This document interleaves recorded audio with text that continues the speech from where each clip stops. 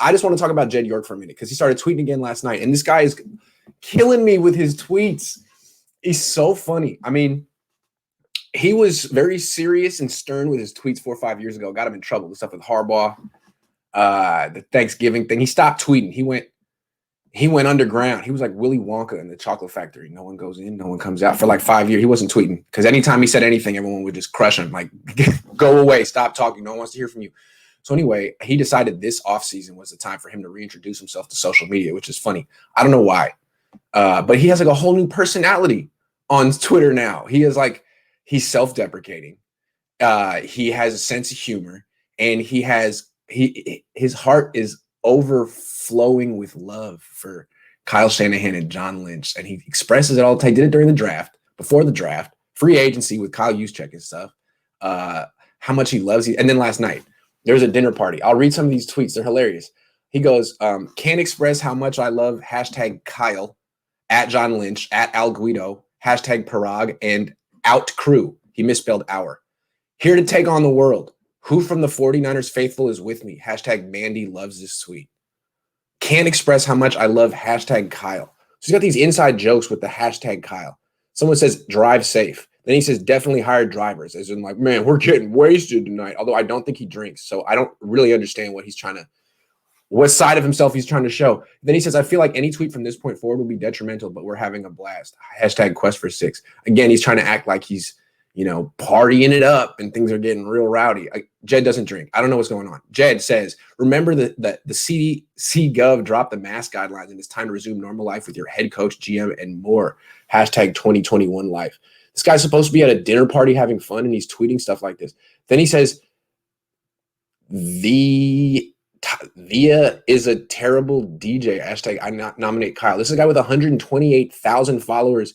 He wrote whatever this means and got 200 likes. Like, he can't even get engagement. Man, what are you doing, dude? This was at 12:57 a.m. as well. What are you doing? So, I mean, look, if this were one of my writers for all 49ers, I'd probably text him and be like, hey, man, you should probably stop. I don't know what you're doing, but it's a bad look.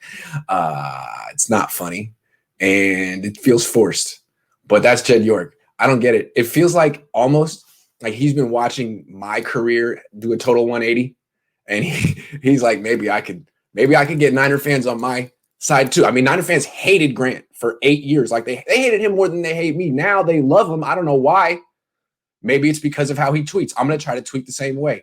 Or more diabolical, I think he's been watching East Bay Chris. Because let's be clear. I mean, East Bay Chris is the rookie of the year, although he's been doing this for years. I mean, he's the newcomer on the block, and his tone, his style of sports tweeting is cutting edge. And I feel like Jed York is trying to copy it. One last thing about it. It doesn't really matter who he stole this from, whose personality he's trying to mimic. I still think it's a bad look for Jed. I'm trying to be serious here. Jed, I don't think you want to do it, man. I think you need to stop this. Not because you're tweeting, not because you're trying to be self-deprecating, but this whole stuff of I love Kyle. I love John Lynch. I love our crew. They've had one winning season in 4 years. You should put a little pressure on them, man. It shouldn't be Love Fest 24/7. This is a group that has, well intentions. They have good intentions. They mean well. They have promise, but they were 6-10 last year. They were 4-12 2 years before that. They were 6-10 before that. This is a team that hasn't won a lot. I mean, do you really need to be having public love fests on Twitter every couple of months? Hey, we're having another dinner party. Hey, we might be drunk. We're having a great time. I love all these guys. These are It's not a family. It's a business, and it's a results business, and they're not getting the results consistently. I'm not saying you gotta give them radio silence, but I think the whole message that you're sending to them and the fan base is that results don't matter. You love Kyle Shanahan. You love him. You love him. You love his personality. You love everything about him. And so the reason that Jim Harbaugh didn't last is it was a personal thing. You guys didn't get along. And the reason that Kyle Shanahan is on his second contract extension is because he comes to your dinner parties and makes you feel like one of the guys, even though you've never been one of the guys in your life. So I mean, I like that you're trying to make yourself like relatable on Twitter, but you're not relatable. You're a billionaire, always have been, always will be. So I think you should probably stop with the how much you love Kyle and how much you love John, and make it clear to them that as much as you believe in them, this is a results-based business. And if they come out again this year and go 6-11, someone could get fired, right? Come on, Jed. You don't want to be Michael Scott. You want to be like an actual boss that people respect. You're going for Michael Scott level right now. And no one really respects Michael Scott. They might laugh with him because he could fire them, but they don't respect Michael Scott. So that's my advice to Jed York. Be professional. I don't know the team. I can do this stuff. I don't think you should. Sean says, read his tweets. He find the bottle.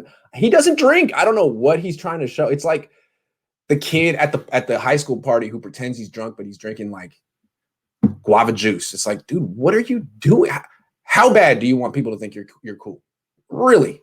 You threw the party. You invited everyone. You're pretending to be drunk. What is going on here, man? You don't need to work this hard to be accepted. You have $1 billion. Enjoy that. You don't have to have everything in life.